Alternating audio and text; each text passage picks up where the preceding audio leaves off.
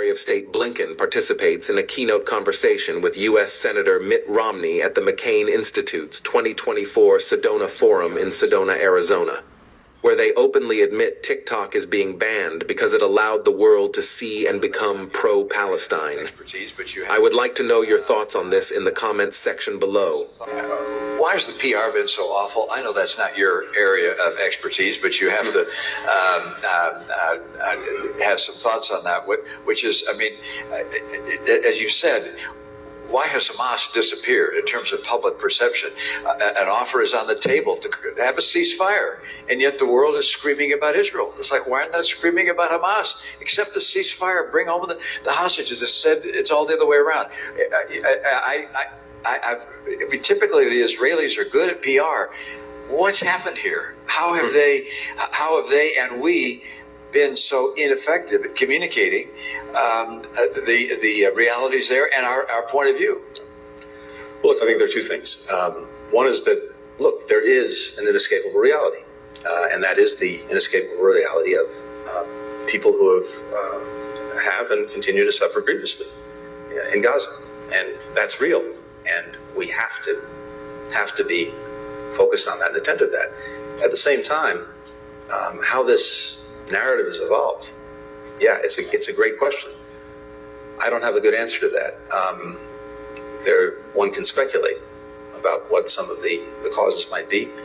I don't know. I can tell you this, and we were talking about this a little bit over dinner with Cindy. I think in my time in Washington, which is a little bit over 30 years, the single biggest change has been in the information environment.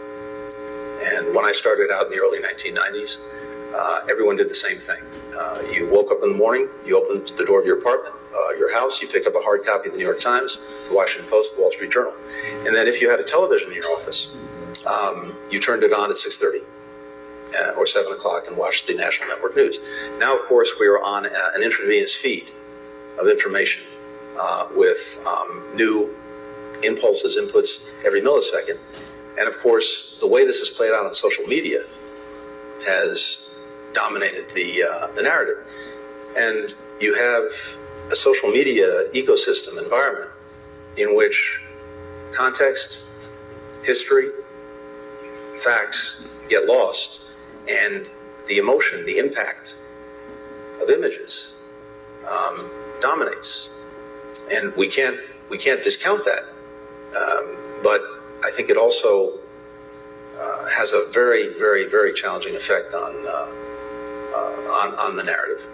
Yeah, a small parenthetical point, which is some wonder why there was such overwhelming support for us to shut down potentially TikTok or other entities of that nature. If you look at the postings on TikTok and the number of mentions of Palestinians relative to other social media sites, it's overwhelmingly so among TikTok broadcast. So I'd note that's of real interest, and the president will get the chance to make action in that.